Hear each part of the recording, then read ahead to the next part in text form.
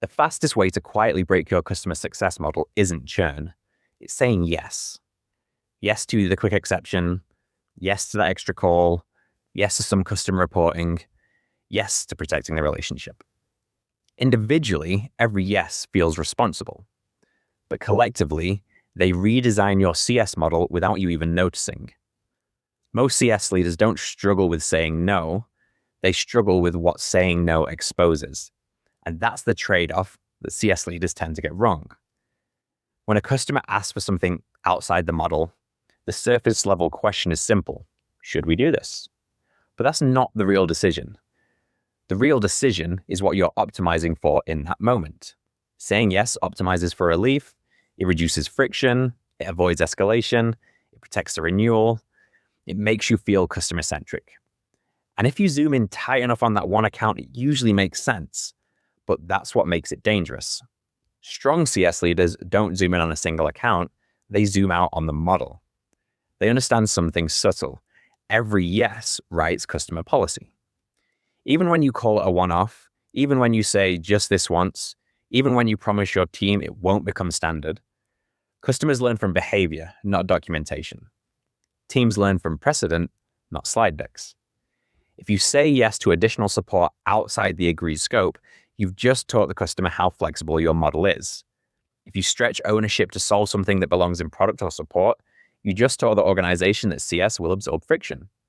If you smooth over instability quietly, you've just reinforced where the buffer lives. And here's the uncomfortable part. Nothing breaks immediately. There's no dramatic failure, no sudden churn spike, no flashing red dashboard. The cost shows up slowly. Capacity gets eroded, expectations expand, ownership blurs, and heroics get celebrated. Leaders assume the system is stable. 6 months later, the team feels underwater, and no one can point to a single decision that caused it. Now let's be honest about the other side. Saying no isn't free. It can create tension, it can frustrate a customer, it can escalate internally, and it can expose product gaps or process weaknesses that were easier to ignore. It can make revenue conversations really uncomfortable too. And this discomfort is real, but discomfort is data. If saying no destabilizes a relationship, that doesn't mean the no was wrong. It often means the relationship was dependent on flexibility that doesn't scale. Most leaders think the trade-off is customer versus team. Protect the relationship or protect the capacity. That's not the real trade-off. The real trade-off is short-term convenience versus long-term model integrity. Convenience says, just handle it, keep it smooth, avoid the noise. Model integrity says, if we do this, does it strengthen how our system works or quietly weaken it? Repeated yeses don't just increase workload, they redesign the model by exception. They normalize edge cases, they stretch ownership, they blur boundaries. They train customers to expect flexibility instead of clarity. Eventually, the model depends on judgment calls instead of design. And that's when you start hearing things like, we just need stronger CSMs, we need more headcount, we need better prioritization. But the real issue isn't effort, it's precedent. Strong CS leaders think differently about saying no. They don't default to yes, they don't default to no, they default to clarity. They ask, if we say yes, what does this teach the system? If we say no, what does this reveal about where the ownership is weak? If this is an exception because it's strategically necessary or because it's fixing the upstream problem, would this model still work if this exception became standard? Those are leadership questions.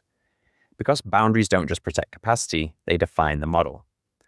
Customers don't need you to say yes to everything. They need consistency. They need predictability. They need to understand how the system works. What erodes trust isn't a thoughtful no, it's unpredictable flexibility. If your team feels reactive, stretched, or dependent on individual heroics, it's rarely because you haven't said yes enough. It's usually because you haven't decided what no actually means in your system. Saying no isn't about being less helpful. It's about protecting a model that has to work with constant bending. If the model only works when you keep stretching it, it doesn't really work. Strong CS leaders understand that every boundary is a design decision. And if you don't design your boundaries deliberately, your customers and your team will design them for you.